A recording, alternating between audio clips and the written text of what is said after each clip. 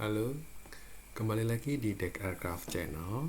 Kali ini saya akan mengelupas sedikit tentang Echo Standalone Arduino menggunakan part lokal ya, yang videonya beberapa waktu lalu sudah saya upload. Echo programmable harga 1 jutaan.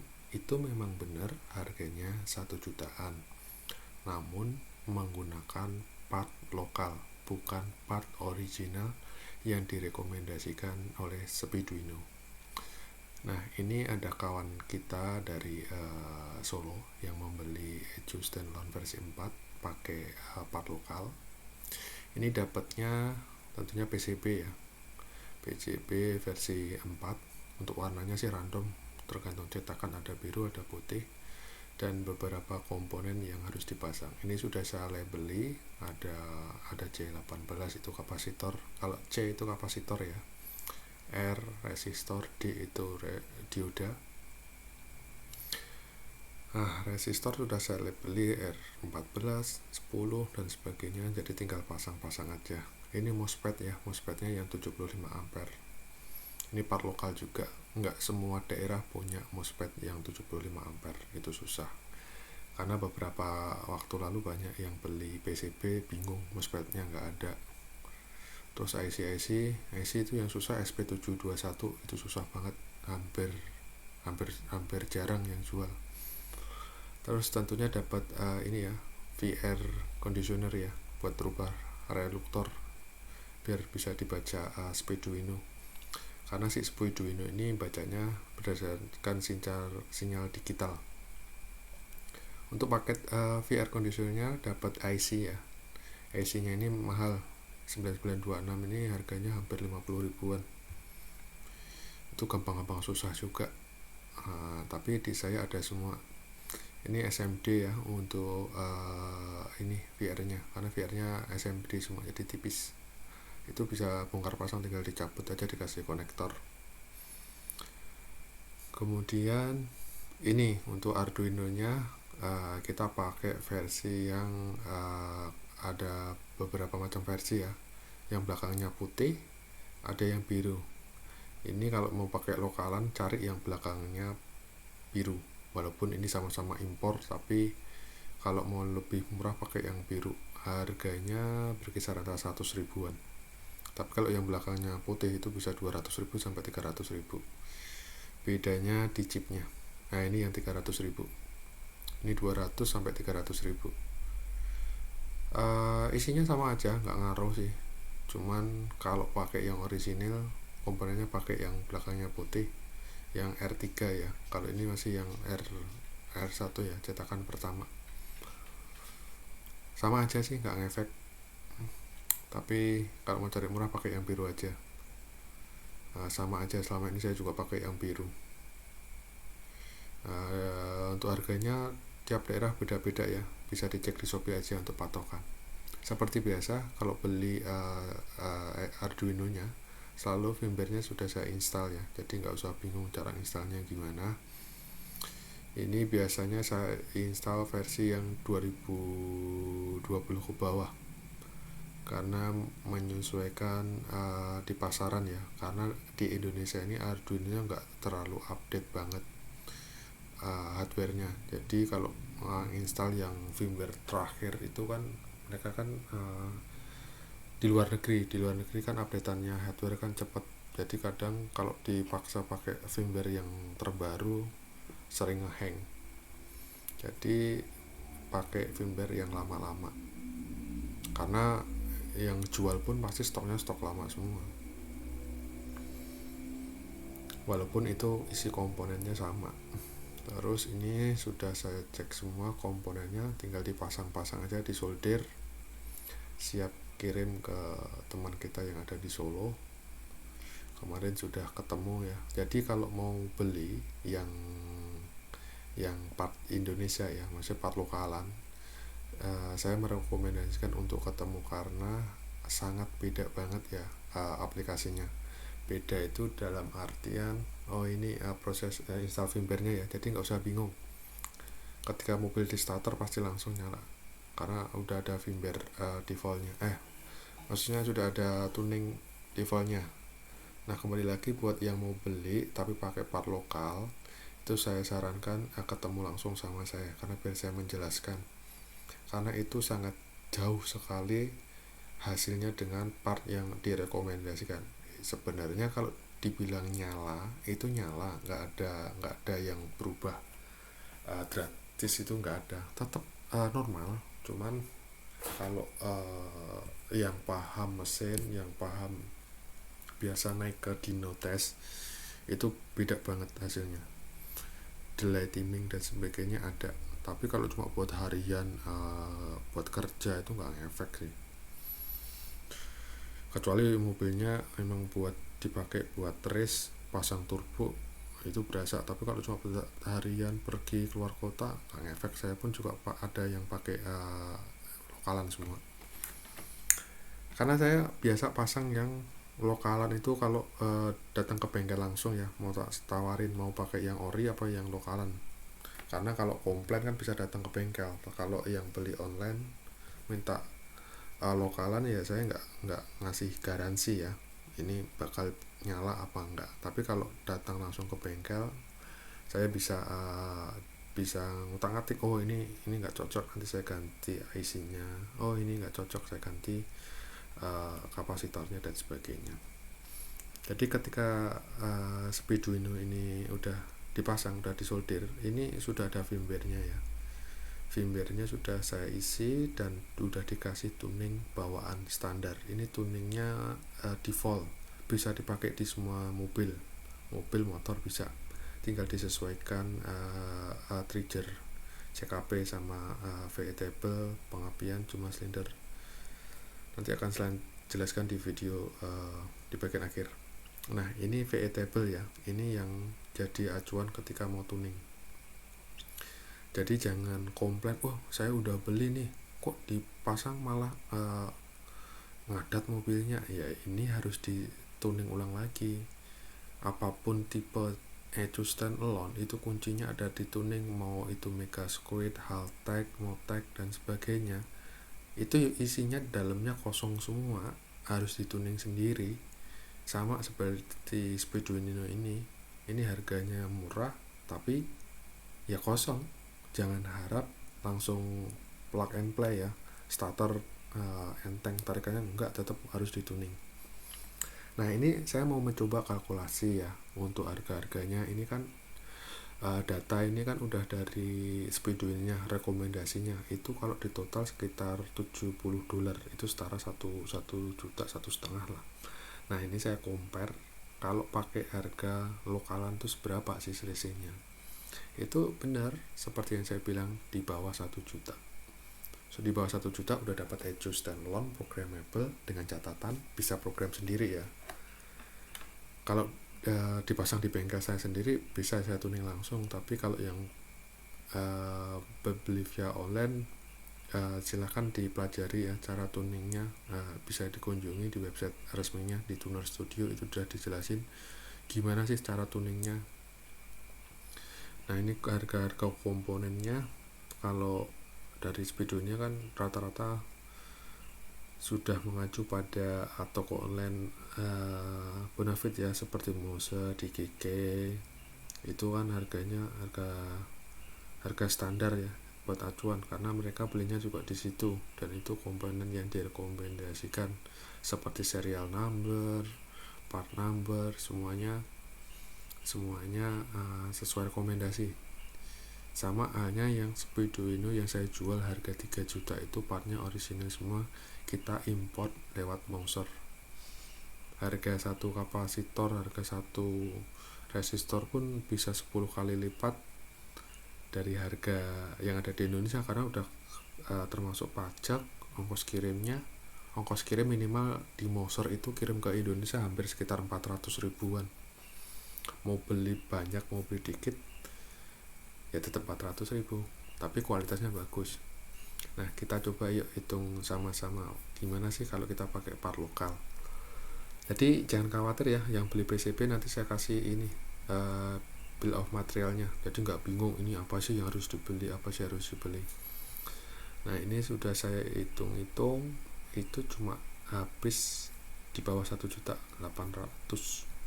800 pun itu buat yang non VR ya. Kalau VR kan butuh tambahan lagi, ini buat VR-nya. Itu buat VR-nya tambahannya 150. Tapi kalau yang hal sensor ya cuma habis ini 800. Nggak nyampe sih, habisnya cuma 750 ini. 700-an lah, 700 sudah nyala. Tapi kalau mau dikasih VR tambah 155, 800-an lah, 800 tambah nanti kalau mau butuh stepper juga 50.000. Tergantung juga ya Arduino nya, ada yang harganya 100.000, 200.000, 300.000, tergantung daerah masing-masing karena tiap daerah beda-beda. Terus kalau pakai part lokal itu ada yang susah, ada yang gampang. Jadi kalau yang susah seperti resistor suhu itu 2K49 kan nanggung banget. Itu adanya resistor Dell resistor ya, harganya bisa 10.000 satunya. Itu pakai 2K2 atau 2K aja bisa. Nanti tinggal dikalibrasi di temperaturnya. Terus kayak tantalum ini di Indonesia kan ada sih tapi online, tapi kalau beli lokalan di toko-toko gitu susah. Pakai aja Elko, pakai Elko juga nyala kok. Dengan catatan itu tadi ya, cuma buat harian. Kalau buat race, buat pasang turbo nggak recommended banget. Terus kalau kayak MOSFET ya, MOSFET itu sangat susah. Pakai aja yang 50 ampere lah minimal bisa. MOSFET pun juga harganya beda-beda, ada yang murah, ada yang asli, ada yang KW. Terus IC itu IC SP21 itu juga susah, cari aja beli online ada kok, cuman nanti mahal di ongkos kirim ya. Di sini saya ngitung di bawah 1 juta dengan catatan semua part ini terjual dalam satu daerah ya. Kalau di daerah nggak ada kan mau nggak mau harus beli online, belum lagi nanti kena ongkir kirimnya. Beli resistor 2 biji ongkos kirimnya 40.000, kan sayang juga. Tapi kalau mau beli di tempat saya partnya ada, tapi saya nggak merekomendasikan. Kalau misalnya terjadi apa-apa saya nggak ngasih garansi ya, karena itu di luar yang diminta speedoinnya, nggak di luar yang direkomendasikan. Cuman kalau yang beli 3 juta, oh ternyata dipasang kok pedal gasnya terlalu sensitif, oh berarti ada kesalahan waktu assembly, misalnya kapasitornya beda nilai, salah nilai, itu pasti saya ganti. Tapi kalau yang pakai part lokal saya nggak bisa ngasih garansi kecuali datang ke bengkel langsung, karena bisa saya pasang langsung kan bisa tahu. Tapi kalau mau belajar buat nyoba tuning pakai ini aja nggak apa-apa. Banyak kok teman-teman ini di komunitas KLX terus Honda CB yang pakai Arduino ini juga banyak yang pakai part lokal. Mereka buat touring juga aman-aman aja. Rata-rata pemakaian hampir di atas 3 tahun semua. Dengan model Ejo harga 1 juta, dirangkai sendiri, dituning sendiri. Ya, kuncinya ada di tuning ya. Jadi sekali lagi biar paham, ini Ejo bukan plug and play tinggal colok tuh, enggak, banyak yang harus disesuaikan, entah itu CKP sensornya, camnya, injektornya, coilnya, apalagi yang masih pakai distributor, mau mempertahankan distributor apa mau pakai crank trigger yang dipuli. Nah ini kuncinya ada di VE table-nya ya. Kalau di starter terus timingnya udah ketemu pasti nyala, dipakai nyala, enak dipakai, enak. Karena saya jarang sih lagi nyoba langsung saya tuning itu jarang. Biasanya tuningnya setelah dicoba dulu beberapa hari baru saya tuning. Saya biasa 1 hari 2 hari pakai default mapping walaupun boros sih. Cuman kuncinya sekali lagi ada di sini ya, di tuningnya. Apapun tipe standalone Ejo itu kuncinya ada di tuning, karena isinya kosong tuh bukan berarti nggak nyala, itu nggak. Di starter nyala cuman dalamnya kosong. Jadi jangan salah beli, oh tahunnya harga 3 juta tinggal make, enggak, itu dalamnya tetap kosong. dan harga tuning itu bervariasi ya. Kalau yang profesional tuning untuk naik ke dyno dan sewa dyno, apalagi udah pasang turbo, bisa sampai 15 juta untuk sekali tuning ya. Beberapa jam saja harganya segitu. Cuman kalau buat harian mau cari enak ya, pasarannya tuning itu sekitar 3 juta sampai 5 jutaan. Tapi kalau mau belajar, lebih baik dituning sendiri aja, rakit sendiri, solder sendiri, belajar tuning sendiri, jadi ilmunya dapat ya. Kalau dibilang daripada pakai ecu mobil yang bawaan pabrikan nggak bisa diutek-utek, ya kalau mau diutek-utek mending pakai ini. Karena di sini kompleks sekali ya. Misalnya kayak ini apa? Konfigurasi buat, sebentar saya carikan ya. Akselerasi, karena setiap akselerasi kan beda-beda, setiap mobil beda-beda. Jadi itu sangat gampang susah. Ini saya coba urutkan ya. Yang harus tahu tuh karakter injektornya. Tiap mobil itu beda-beda, jadi kita harus tahu nih kapasitas injektor kita itu berapa cc. Jangan sampai kelebihan, nanti businya cepat mati. Jangan sampai kekurangan, nanti bikin overheat atau dianggap terlalu kaya dan terlalu lean ya, terlalu lean atau terlalu lean. Terus ini harus diketahui juga injektornya mau pakai full sequential, semi atau pirate, tergantung jenis mesinnya, karena nggak semua mesin bisa dipaksa untuk full sequential. Nah ini paling ribet di missing tooth atau pattern CKP gear. Tiap mobil beda-beda. Sebelum pakai ecu ini yang selalu saya tanyakan jumlah pin untuk CKP, jumlah mata CKP nya, karena tiap pattern beda-beda. Nggak semua mobil bisa sama. Kalau mau nyari timing ini harus pakai timing lag ya. Tanpa timing lag kesusahan. Jadi jangan khawatir kalau bikin trigger pattern itu posisinya sensor ada di mana, harus pas TM up, TMB itu nggak ngefek karena kita udah atur dari aplikasi. Jadi nggak kayak motor CDI ya. Kalau misalnya di kendaraan CDI itu kan tonjolan pulser harus pas TMA. Jadi kalau pakai Speeduino diaturnya lewat komputer, jadi lebih fleksibel.